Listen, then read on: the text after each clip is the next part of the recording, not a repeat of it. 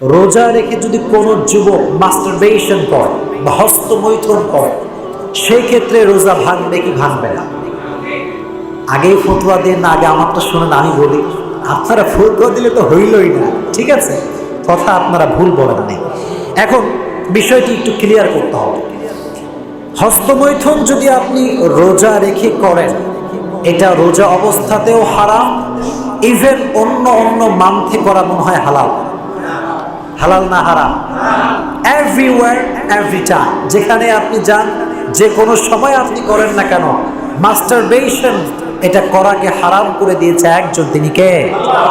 এবার আসেন, মাস্টারবেশন করলে রোজা ভাঙবে কি ভাঙবে না? প্রশ্নের উত্তর হচ্ছে, কেউ যদি ইচ্ছাকৃতভাবে নিজের হাত দিয়ে নিজের লিঙ্গকে ফোর্স করে কোনো প্রকার সিমেন আউট করে এবং তার যে বীর্যটা এটা যদি মনি হয়, অর্থাৎ গাঢ় বীর্য, বীর্যের মাঝে কিন্তু পার্থক্য আছে প্রিয় ভাইরা। মনি আছে, মাজি আছে, অনেকগুলো প্রকার ভেদ রয়েছে, সবগুলো বলা সম্ভব নয়। আমি জাস্ট বেসিক নলেজটা আপনাকে দেওয়া ট্রাই করছি। যদি কোনো যুবক ইচ্ছাকৃতভাবে নিজের হাত দিয়ে নিজের লিঙ্গকে ফোর্স করে সিমেন আউট করে বা বীর্যপাত করে, এটা যখনই বের হবে সঙ্গে সঙ্গে আপনার রোজা থাকবে না ভাঙবে? ভাঙবে। এবার আসুন আরেকটা পয়েন্ট। আপনি সিমেন আউট করছেন বা আপনি নিজের লিঙ্গ থেকে আপনার বীর্যকে বের করার জন্য প্রচুর পরিমাণে হাত দিয়ে ফোর্স করছেন, প্রিয় ভাইরা কি লজ্জা পাবেন? এটা কিন্তু জানার বিষয়, বাঁচতে হলে জানার দরকার আছে না নাই? আর খতিব হিসেবে দিস ইজ মাই রেসপন্সিবিলিটি, এটা আমি মনে করি যে আমার দায়িত্ব। প্রত্যেকটা এমন ইস্যু, যেই ইস্যু মানুষ মুখে বলতেও লজ্জা পায়, এটা খতিব সাহেবের সবাইকে জানিয়ে দেওয়ার দরকার আছে না নাই? আচ্ছা, এটা আমার দায়িত্ব। হ্যাঁ, এখন যদি আপনি মাস্টারবেশন করতে শুরু করেছেন, তবে আপনার সিমেন আউট যেটা হয়েছে, আপনার বীর্যপাত যেটা হয়েছে, এটা মনি না বা গাঢ় বীর্য নয়, হালকা পানি জাতীয় কিছু বের হয়েছে। মনে রাখবেন, যেটা হালকা পানি বা পেশাবের মতো, এটা খুব গাঢ় না। এটা যদি বের হয়, আপনার রোজা ভাঙে নাই, তবে আপনার রোজাটা হালকা হয়ে যাবে। কারণ আপনি যখন মাস্টারবেশন করছেন, মনে রাখবেন প্রত্যেকটা অঙ্গ প্রত্যঙ্গের এক একটা আলাদা রোজা আছে না নাই? চোখের রোজা, চোখ দিয়ে হারাম কিছু দেখব। হাতের রোজা, হাত দিয়ে কোনো হারাম কামাই করব। ব্রেইনের রোজা, ব্রেইন দিয়ে কোনো প্রকার ব্যাড বা ইমোরালিটি, কোনো চিন্তা মাথায় নিয়ে আসব।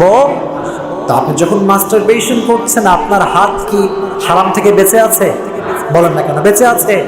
ইভেন আপনার যে লজ্জাস্থান, এটাও তো আপনার হারাম থেকে বেঁচে নাই। এজন্য আপনি যদি আপনার বডিকে হারাম কাজ থেকে সংযত না রাখতে পারেন, তাহলে আপনার রোজার যে একটা স্ট্রংনেস ছিল, একটা শক্তি ছিল, এই শক্তি থাকবে না হারিয়ে যাবে? বলেন, থাকবে না হারিয়ে যাবে? এই জন্য প্রিয় ভাইয়ারা, নিয়ত করেন, যদি আপনার এই বাজে অভ্যেস থাকে যে আপনি মাস্টারবেশনের মতো বাজে একটা নেশায় আপনি অ্যাডিক্টেড, আজ থেকে আমরা নিয়ত করি এই ধরনের বাজে কোনো কাজে আমরা যুবকরা কখনো ইনভলভ হব। জবান খুলে সকলেই পড়েন ইনশাআল্লাহ। আল্লাহ আপনাদের সবাইকে বোঝার তৌফিক দান করে, পড়েন আমিন। এবার আসেন, রমাজানের সারাটা দিন পার করার পরে আমরা মাগরিবের সময় করি কি? ইফতার। বলেন নাকি? ইফতার। এবার আসেন গুরুত্বপূর্ণ একটি বিষয়, যেটি সবাইকেই জানতে হবে। সেটি কি? ইফতারির সময় মুসলমান কলিজার টুকরা ভাইয়ারা অনেক ভুল করে থাকে। আমিও করি, আপনিও করেন, এবং মারাত্মক বড় বড় ভুল। কিন্তু কিছু কিছু ভুল আছে এইরকম যে ভুল আমরা করি, ভুল যে আমি করছি এটা আমার অনুধাবন নাই, ঠিক কিনা? এরকম লোক আছে না সমাজে? ভুল করে ঠিকই, কিন্তু সে যে ভুল করছে এটার কোনো চিন্তা তার মাথার ভেতরেই নাই। এভাবেই আমরা রমজান মাসে ইফতারিতে অনেকগুলো ভুল করি। আজকে সেই ভুলগুলো জানবো এবং নিয়ত করে বাসায় ফিরে যাব যে ইফতারিতে এই ভুলগুলো আমরা আর কোনদিন করব। এক নাম্বার ভুল, দেখেন, এক নাম্বার যে ভুল সেটি হচ্ছে আমরা অনেক সময় ইচ্ছাকৃতভাবে দেরি করে ইফতারি করি। এরকম লোক আছে না নাই? ইচ্ছাকৃতভাবে দেরি করে ইফতার করে। মনে রাখবেন, মুসলমান ঘরের সন্তান যে হবে, ইহুদি সভ্যতা যে মুসলমান ফলো করবে না, শিয়াদের সভ্যতা যে মুসলমান ফলো করবে না, সেই মুসলমান কখনো ইফতারের সময় আসলে 1 মিনিটও লেট করবে। ইহুদি সম্প্রদায়দের একটা প্রথা হচ্ছে তারা সব সময় ইফতারি দেরি করে করে, অনেক দেরি করে করে। ইভেন শিয়া সম্প্রদায় যারা রয়েছে এরাও সবসময় ইফতারিটা অনেক লেট করে করে। কিন্তু আল্লাহ তাআলা রাসূল করিম সাল্লাল্লাহু আলাইহি ওয়াসাল্লামের মাধ্যমে আমাদেরকে জানিয়েছেন, মুসলমানরা ততক্ষণ মঙ্গল থাকবে, মানুষেরা মঙ্গলের ভেতরে ততক্ষণ থাকবে যতক্ষণ সে ইফতারি সঠিক সময়ে দ্রুত করবে। সুবহানাল্লাহ পড়েন। এটি বুখারী শরীফের হাদিস নাম্বার 1957।